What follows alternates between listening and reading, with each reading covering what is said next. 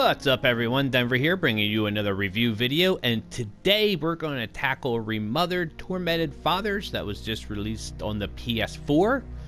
I was anxious to dive into this one because it was being compared to Clocktower, one of my favorite PS1 games. I absolutely love Clocktower, and I was anxious to dive into this to see how good it was, and we'll see if it lives up to the hype. Okay, without going into spoilers, the story basically is you play Dr. Reed. You're trying to track down this lost girl, and you believe that there's some secrets in this mansion, so you sneak in and basically get chased by this weird naked guy with a sickle, and then later on you get chased by more demented enemies, and it's basically a cat and mouse game while you run around and try to pick up items and put clues together and solve these puzzles. This is largely a puzzle game where, you need to get this key, but in order to get this key, you got to plunge it out of the tub, and then it falls down to the drain, and in order to get out of the drain, you got to find another item, so on and so on and so forth. It's that type of game. And the whole time, you're being chased. Now, in order to not be chased literally the entire game and have this guy with the sickle up your butt literally the entire game, this is as fast as you can go. You can either do this or do this. If you run like this throughout the game, then no matter, this is a 3-story mansion, and no matter what floor they're on, they'll hear you and be on you in like 10 seconds. So you have to be very careful and walk very slow. One of the kooky things is, say if you're on the bottom floor down here and the current villain that's stalking you is on the top floor, a lot of times the sounds can throw you off because it sounds like they're it would sound like he's right on the other side of this door and really he's on the 3rd floor. The sounds are misleading sometimes. Sometimes they do fade away, but a lot of times it seems like he's right next to you when they're nowhere near you. So I don't know if that's intentional to add to the tension, which it does, but it just makes you crawl, at a crawl snail space, when it's not necessary. There's a lot of objects you can pick up and use in your defense, because this is a cross, if I had to say, this is a cross between like Resident Evil 1 and Clocktower. You have because it's a mansion with a bunch of puzzles, and you have to solve the puzzles to progress through the story, and a lot of the doors initially around here are locked, but they can become unlocked as the story progresses and as you find items. But unlike Outlast, where you're getting chased all the time, you do have some offensive capabilities. You can grab up defense items, which is kind of like the pocket knife from Friday the 13th, the game.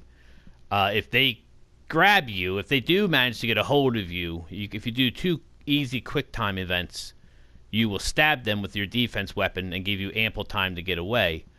Or you can throw this and smack them in the face with any of these throwable objects.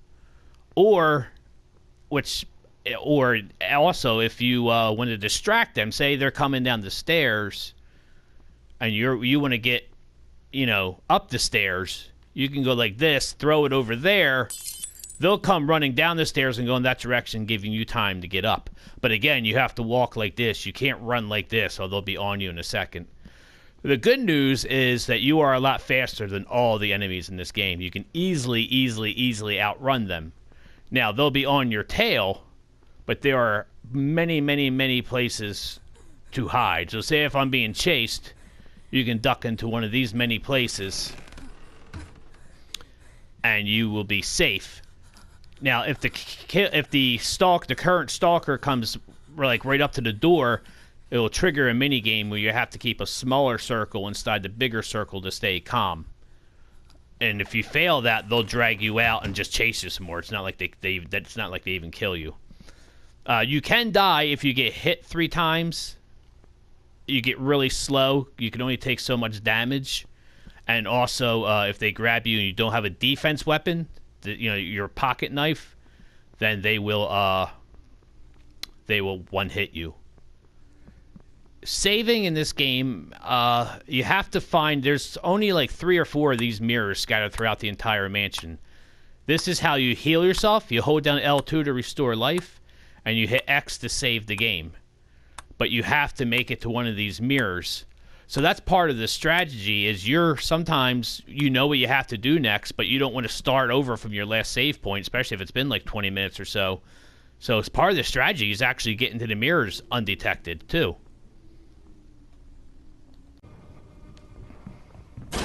Ah! You weren't invited! Sorry, Mr. Naked Guy. Doctor! Like we have some company.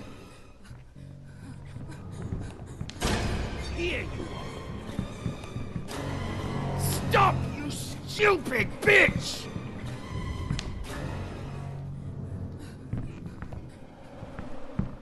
So as you can see, he's pretty easy to lose.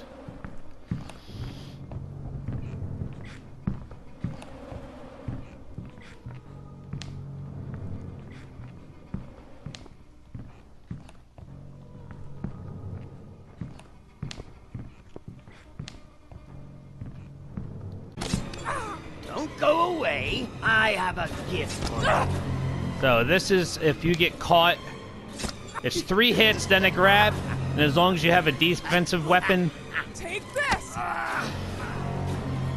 Fucking cocksucker! Yeah, you'll get called that a lot in this game, by the way. And then all you gotta do is run away, get to a mirror, and heal yourself. Playing around in my house! But you can see how easily you can outrun them. So there he is, and all you gotta do is duck in here. Come on! This is not funny!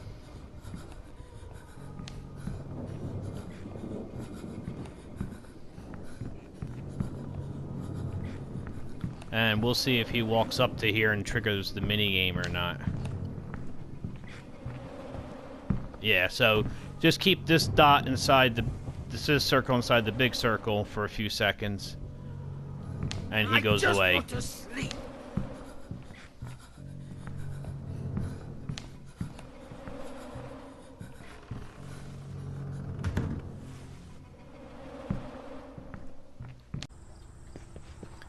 Graphically, the game isn't bad.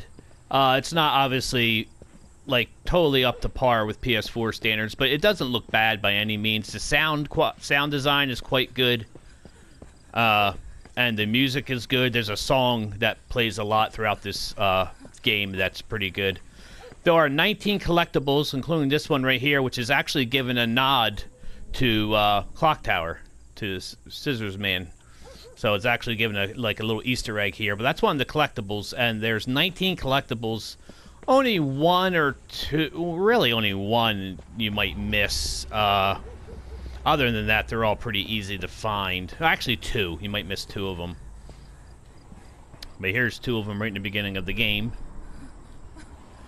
There is no platinum for this game, which is highly disappointing for me.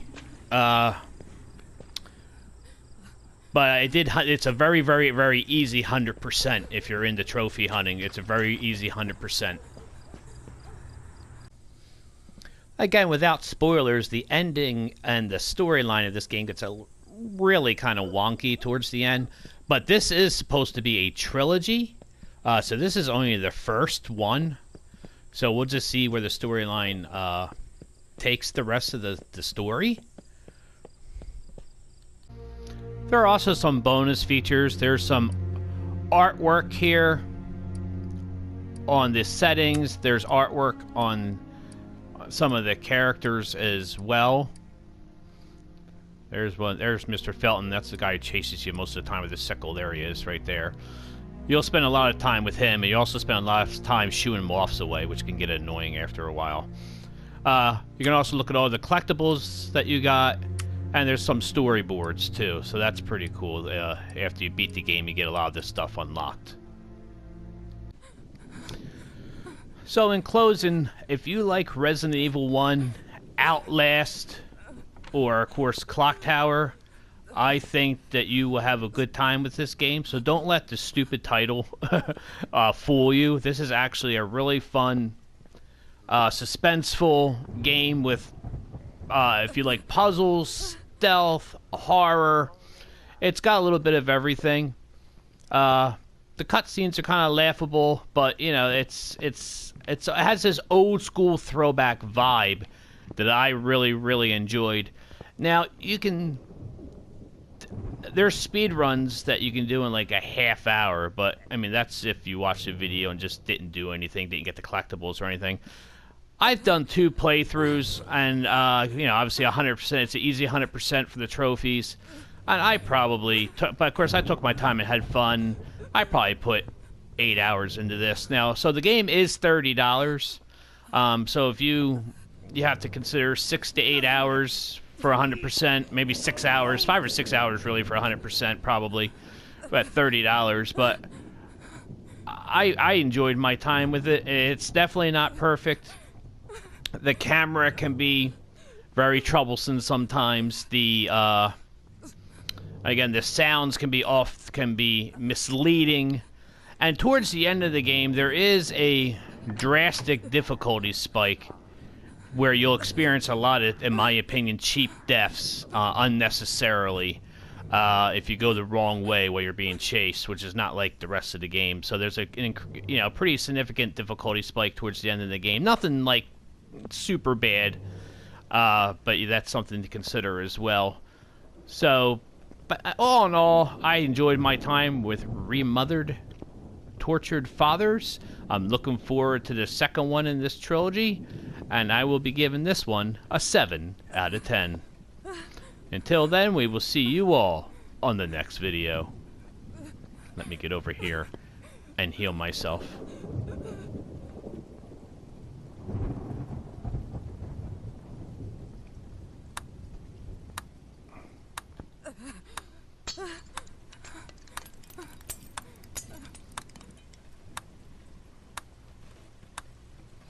Just gotta check her hair now.